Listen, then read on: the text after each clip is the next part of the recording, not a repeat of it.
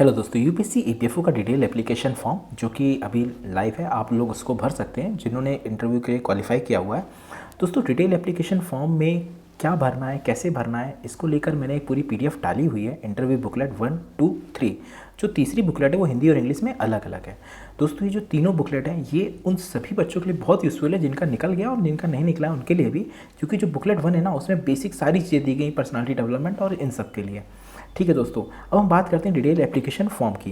तो देखिए दोस्तों, जो डिटेल एप्लीकेशन फॉर्म है ना उसमें क्या है कि बेसिक सारी चीज़ें जो आपने भरी हुई हैं, जिसको मतलब आपका कहाँ रेजिडेंस है, फादर नेम कहाँ है, आपकी क्या क्वालिफिकेशन है, डिज़ायरेबल क्वालिफिकेशन, इसेंशियल क्वालिफिकेशन क्या क्या है वो आपको भरना है।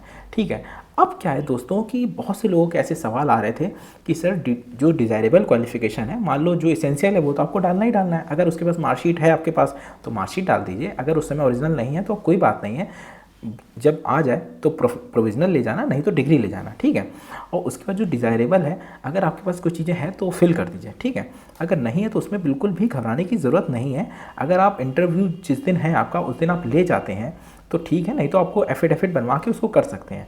क्योंकि अगर कोई भी प्रॉब्लम है किसी भी चीज़ में, जैसे किसी का कोई सर्टिफिकेट मिस हो रहा है या किसी का ईडब्ल्यूएस नहीं बन पा रहा है या कोई भी इशू है, तो आप उसमें घबराइए नहीं। अगर आपने वो चीज़ फिल करी है और वो चीज़ बिल्कुल जेन्यून है तो आपको कोई दिक्कत नहीं होगी। और पहली चीज़ मैं आपको बता दूं दोस्तों कि जब आप इंटरव्यू में देने जाते हैं ना तो क्या होता है कि जो भी आपने डिटेल फिल करी है वो इंटरव्यू के पहले एक राउंड टेबल होती है, उसमें 3 से 4 लोग बैठे होते हैं, 5 भी बैठ सकते हैं। उसमें एक बंदा बैठता है जो आपके डॉक्यूमेंट चेक करता है। ये डॉक्यूमेंट प्रोसेस कंटिन्यू चलता रहता है और वो आपसे ये बोल देते हैं कि आपके डॉक्यूमेंट चेक हो रहे हैं, आप परेशान ना हो, तब तक आप अपना माइंड फ्री रखो इंटरव्यू के लिए। इंटरव्यू देने से आपको कोई नहीं रोकता है, फ्री माइंड आपका इंटरव्यू होता है। तब तक पहले आपके डॉक्यूमेंट चेक होते रहते हैं। जब आप इंटरव्यू देकर आते हैं वो आपको बता देते हैं कि आपकी ये जो चीज़ें हैं ना ये कमी है, आप इसको या तो कंप्लीट कर लीजिए या एफिडेविट बनवा दीजिए, ताकि बाद में उसमें प्रोविजनल लिख कर आ जाता है कि आपको डॉक्यूमेंट बाद में जमा करने हैं। ठीक है दोस्तों, तो मतलब ये है कहने का कि डिटेल एप्लीकेशन फॉर्म में ऐसा कुछ भी नहीं है जो आपके लिए नया हो, सिवाय एक चीज़ के, वो है हॉबी। उसको मैं बताता हूँ, लेकिन जो एक मेन बेसिक समझने वाली बात है वो वही है कि वो आपसे वही पूछ रहा है जो आपकी चीज़ है, जो आपने शो करी है। तो इसीलिए अगर कोई चीज़ छूट जाती है, कुछ गड़बड़ हो जाता है, तो घबराने की ज़रूरत नहीं है कि आपका डिटेल एप्लीकेशन फॉर्म रिजेक्ट हो जाएगा या आपको बाहर कर देंगे। नहीं, आप फ्री माइंड होकर इंटरव्यू दीजिए। इंटरव्यू देने के बाद आपसे वो एफिडेविट भरवा सकते हैं, वो पास में ही कोर्ट है वहाँ से बन जाता है, नहीं तो आपको समय मिल जाता है, डॉक्यूमेंट जमा कर सकते हैं। तो समझ गए दोस्तों, तो आपको अपनी वही चीज़ भरनी जो आपकी रियल में है। ठीक, अब क्या होता है दोस्तों, रही बात हॉबी की, तो मैं आपको हॉबी बता दूं दोस्तों। जो मैंने बुकलेट 1 दी है उसमें मैंने कई हॉबी दे रखी हैं। ठीक है, तो जो बुकलेट 1 में जो हॉबी दे रखी है ना, तो अगर आपको वही हॉबी टैली करती है तो आप वो डाल सकते हैं। लेकिन अगर आपको कुछ एज लेना है तो आप कोई एक अलग हॉबी जो आपको लगता है कि कुछ आपके लिए यूज़फुल हो सकती है। जैसे मैंने प्लेइंग वीडियो गेम्स कर रखा था। जैसे बहुत से लोगों का होता है कि कोई नॉवेल पढ़ता है, कोई स्पेसिफिक नॉवेल पढ़ लेता है। तो वो ये आपके ऊपर है कि आप इंटरव्यूअर को कैसे अपनी तरफ घुमाते हैं।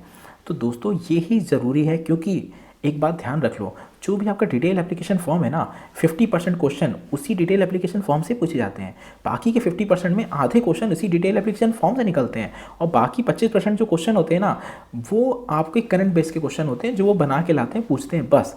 अब बता दें दोस्तों कि ये जो हमारा डिटेल एप्लीकेशन फॉर्म है इसमें क्या करना है। मैंने जो आपको पूरी PDF दी है ना उसमें आप देखिए पूरा लिखा हुआ है कि आपका नाम है, तो आपका नाम है तो ये नाम क्यों है, इस नाम से जुड़ा हुआ कोई मिथोलॉजिकल कारण है तो क्यों है, कि ये नाम किसने दिया है, या इस नाम की कोई फेमस पर्सनालिटी है तो क्या है।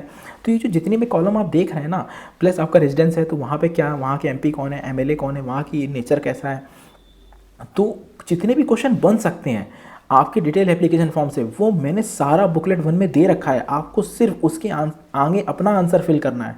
अब आप ये समझिए दोस्तों, अगर आप इस बुकलेट को अच्छे से कर लेते हैं, डैम श्योर है कि आपका इंटरव्यू औरों से बहुत अच्छा होगा। तो इसीलिए क्या है कि जितने भी क्वेश्चन बन सकते हैं ना वो सब मैंने दे रखे हैं इसी बुकलेट में। तो आपको बस यही करना है कि इस डिटेल एप्लीकेशन फॉर्म को भरिए, उसके बाद जो मैंने PDF दी है इसका प्रिंट आउट लीजिए और इस बुकलेट 1 का अच्छे से स्टडी करिए। ठीक है दोस्तों, इसके बाद दोस्तों बुकलेट 2 को भी मैं पूरा डिटेल में बताऊंगा, क्योंकि उसमें क्या है करंट से रिलेटेड स्कीम्स हैं जो EPFO में चल रही हैं। जैसे सोशल सिक्योरिटी कोड है, ABRY है, PMSYM है, PMRPY है। तो ये सब जो स्कीम्स हैं वो ज़रूर वो पूछ सकते हैं, वो मैं बुकलेट 2 वाले वीडियो में बताऊँगा। तो दोस्तों अब क्या है, इसको आप भरिए और जो हॉबी है उसको सोचिए समझिए, और जो भी हॉबी आप डालिए उसको एक बार पढ़िए ज़रूर सारे पॉइंट्स। अगर कोई स्पेशल हॉबी आप डालते हैं तो उसके बारे में ये ज़रूर जान लीजिए कि आपने को उस चीज़ हॉबी लेने से, जैसे आपने कहा कि हम थ्रिलर नॉवेल पढ़ेंगे, जो थ्रिलर नॉवेल है वो आपके लिए क्यों यूज़फुल है? क्योंकि आप ये बताओगे ना कि हमारा इंटरेस्ट है, नहीं, आप बता सकते हो कि नहीं वो मैं इसलिए पढ़ूँ क्योंकि मेरी उसमें एनालिसिस क्षमता अच्छी होती है, मेरा मेरा मेरे को किसी भी चीज़ को सॉल्व मैं तब तक करता हूँ जब तक वो ना हो जाए। तो इससे पता चलता है कि ये जो स्टूडेंट है या बंदा है ये डेडिकेटेड है। तो आपको अपनी चीज़ को अपनी दिशा में मोड़ना है, तो ये आप ही कर सकते हो। तो उस चीज़ को आपको अपने आप को जस्टिफाई करना पड़ेगा कि मेरी जो हॉबी है वो मेरे फ्यूचर के लिए किस लिए ज़रूरी भी है, ये भी समझना है। प्लस मैं इस हॉबी से दूसरों का कैसे भला कर सकता हूँ। जैसे आपने थ्रिलर नॉवेल लिखा, तो आप एक समझ सकते हो कि इससे मुझे पता चलता है, लोगों की समझ होती है और समाज की समझ होती है, प्लस मुझे आईपीसी सीआरपीसी इसकी समझ होती है, प्लस मुझे क्रिमिनल चीज़ों को पता चलता है। तो वो चीज़ मैं पढ़ रहा हूँ, ये हॉबी, इससे मेरे पर्सनल लाइफ भी प्लस इससे औरों की लाइफ में भी बदलाव आएंगे।